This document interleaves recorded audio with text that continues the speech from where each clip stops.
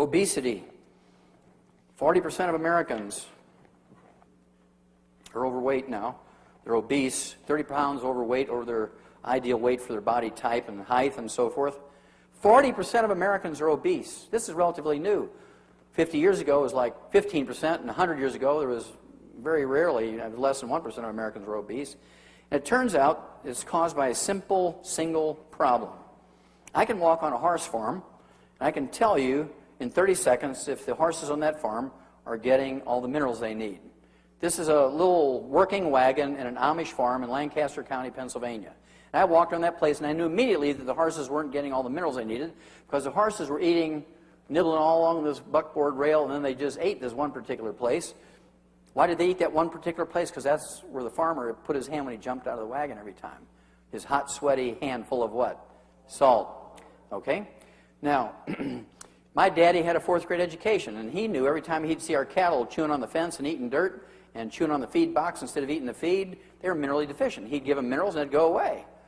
And we usually learned painfully when we were a kid that it's not socially acceptable to chew on the furniture and eat dirt.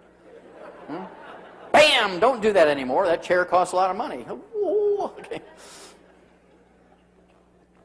If you're that hungry, go into the kitchen and have a piece of pie and ice cream, or eat a Twinkie, or have a RC and a moon pie. And so people began to recognize these cravings, which we call pica and cribbing in animals and munchies in people. The munchies in people are pica and cribbing in animals. Pica and cribbing in animals are the munchies in people. And so we've been taught that these cravings and the munchies are due to a Twinkie deficiency. Now, if we were taught as kids that this is caused by a mineral deficiency, we'd all take minerals that have 0 calories in them. Americans would all be slim. Weight problems are nothing more than a mineral deficiency disease. Now, nobody knows more about weight gain, weight loss than veterinarians. Why is that? When you put an animal into the feedlot, what are they supposed to do? Lose weight or gain weight?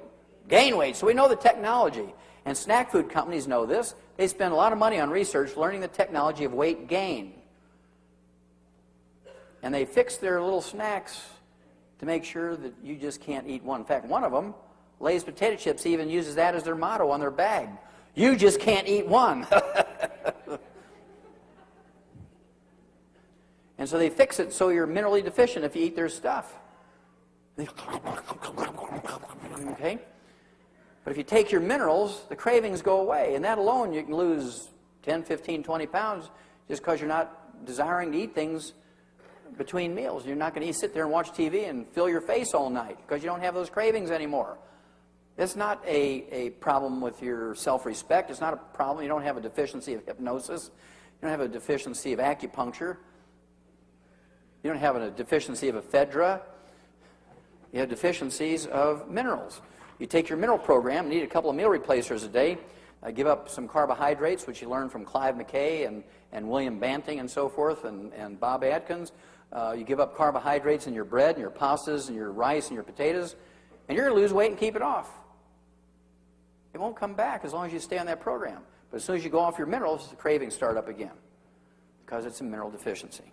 You'll always get rid of the cravings within 10 to 14 days.